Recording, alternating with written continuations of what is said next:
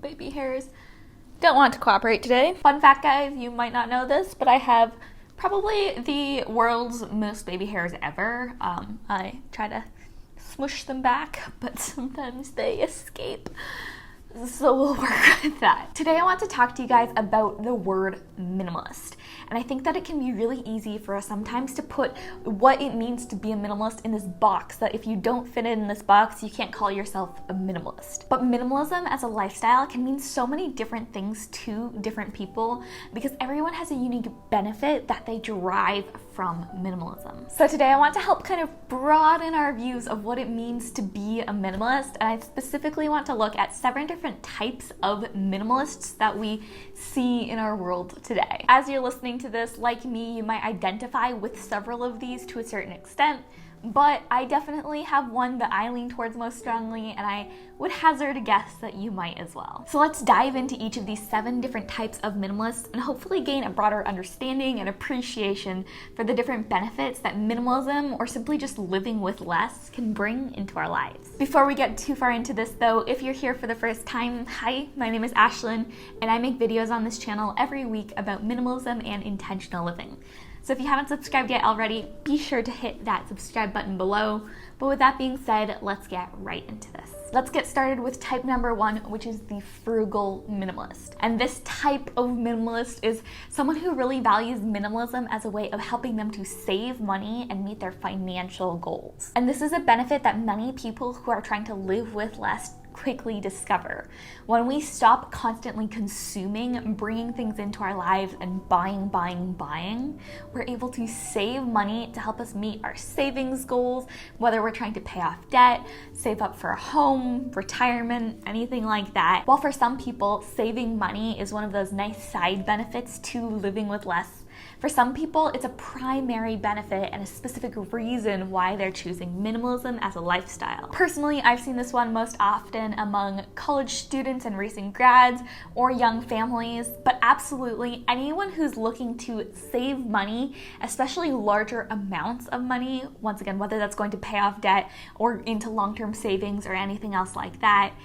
But if you're looking to save larger amounts of money, minimalism is absolutely a powerful lifestyle to help you move into that direction of being able to be intentional with your finances and really be able to save a lot of money. Okay, so first up we have the frugal minimalist, whose primary benefit driven from minimalism is the ability to save and help meet financial goals. And next up though, we have the nomadic minimalist. And this one is a pretty easily identifiable category of minimalists. And this is the digital nomad who can fit every single one of their worldly possessions in a backpack and count all 50 of them.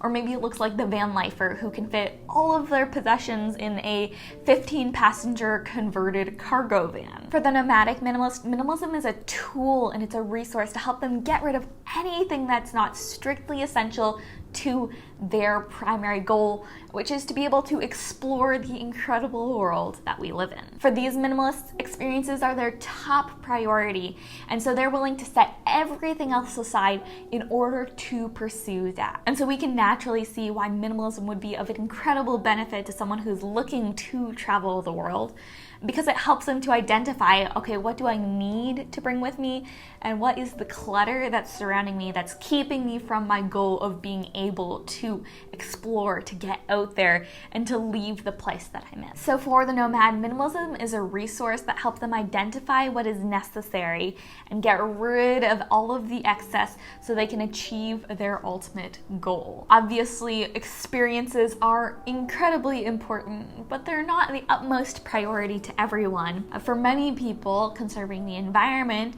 and trying to live more sustainably is a huge priority.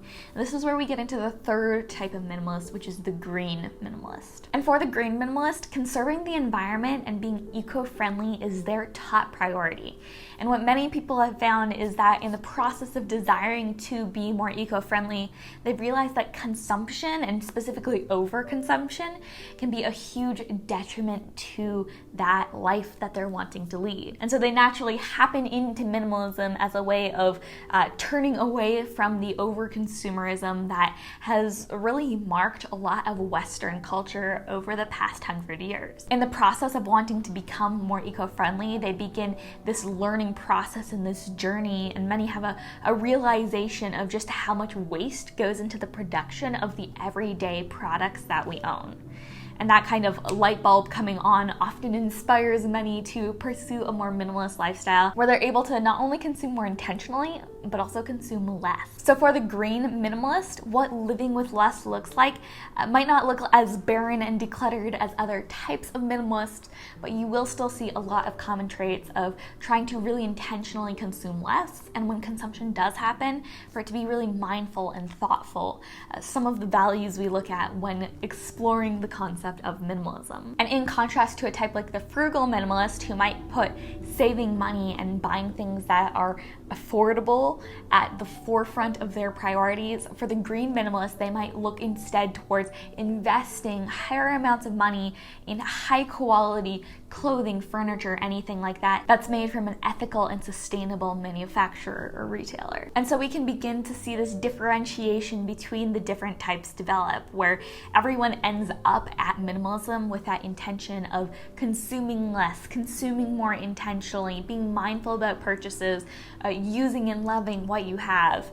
But what that exactly looks like does look different to different people. And that brings us to the fourth type of minimalist, which is the extreme minimalist. And while this one definitely does share a little bit of overlap with the nomadic lifestyle, where you see an extremely reduced amount of possessions with people focusing only on necessities, what makes this particular type of minimalist unique is that this might be an everyday person living stationary in a city with exploring the world not necessarily being at the top of their list of priorities. This is just someone who values living with as little as possible, and oftentimes these people challenge themselves to see how little they can actually get away with living with. For many of these people, they choose to adopt this more extreme minimalist lifestyle because it helps them to reduce their dependency on physical possessions, and it instead helps them to open up and really be able to embrace a vibrant and thriving internal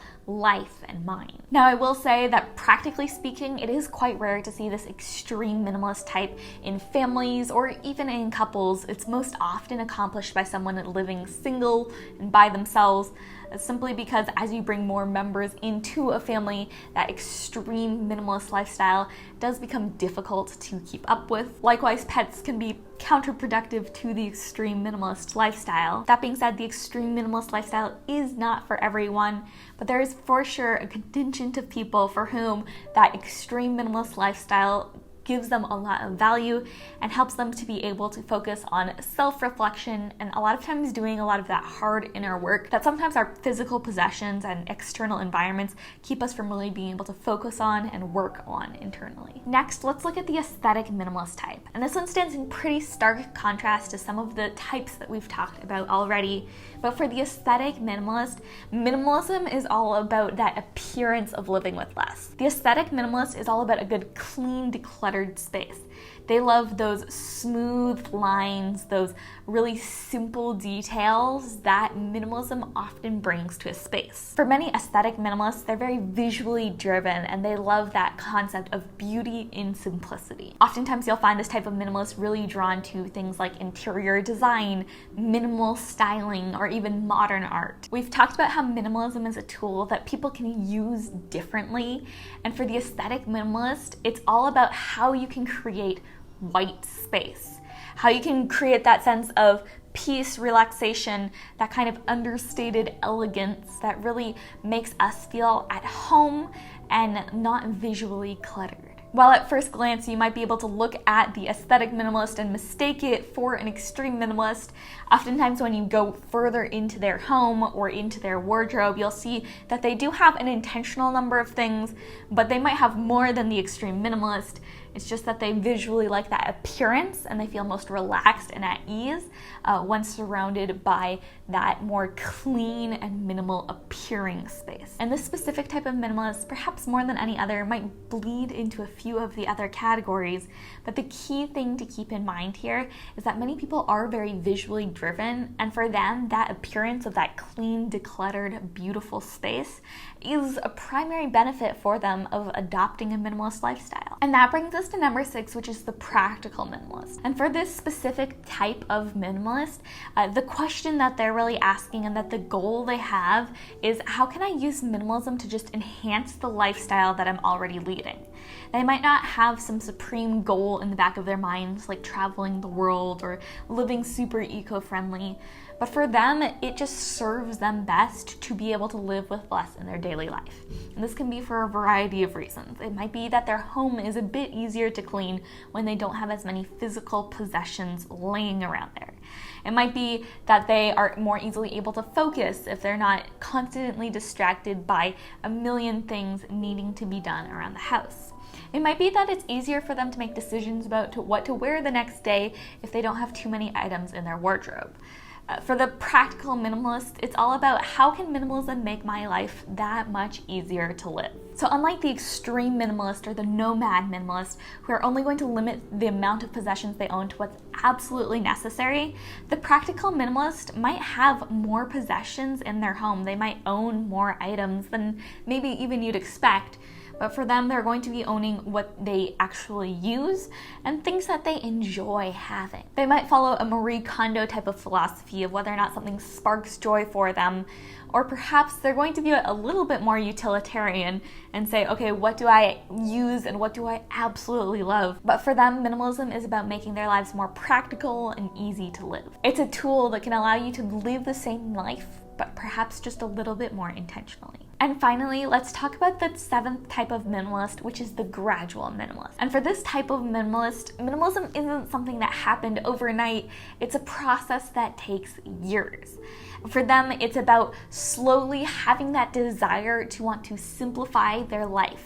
And that applies to their possessions, their time. They're simply seeking to embrace a slow living mentality where they're able to just gradually cut back on the amount that they're consuming, as well as the amount that they're living with and what they're doing. Now, of course, many gradual minimalists eventually graduate into one of these other types of minimalism that we've discussed today.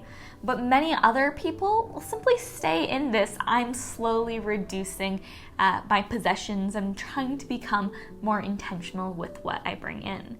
They kind of keep that mentality over the course of many years, sometimes not even with that goal of I'm going to be this type of minimalist in the end. So this type of minimalism is a means for some and an end for others. The important thing to remember about this type of minimalist is that even though you might look around their lives and still see stuff that you might not necessarily consider intentional, for this person, it's something that they need to work through more slowly and over time. We can sometimes have this tendency to judge or to look down on people who maybe aren't decluttering their lives at the same rate we are or that we did. But what we have to remember is that process of change takes time.